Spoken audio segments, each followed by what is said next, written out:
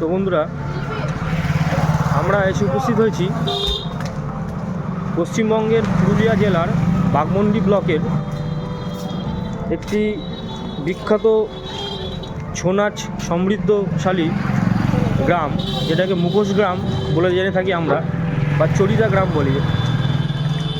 তো এই গ্রামে আমরা যে ছৌ নাচ, যে শিল্প যেটা আমরা জানি, সেই নাচের যে মুখোশ, সেই মুখোশ এখানে নির্মাণ করা হয়। এবং এই গ্রামের প্রায় 150 থেকে 200 ফ্যামিলি, তাদের বংশ পরম্পরাগত ব্যবসায় হচ্ছে এই মুখোশ তৈরি করা।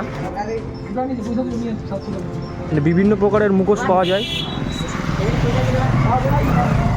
যেমন ছৌ নাচ মুখোশ থেকে শুরু করে দুর্গা, জগদ্ধাত্রী, তারপর আদিবাসী সাঁওতাল সম্প্রদায় যে মুখোশ, যে মুখশ্রী, সেটাই ফুটিয়ে তোলে তাদের শিল্পকলার মাধ্যমে।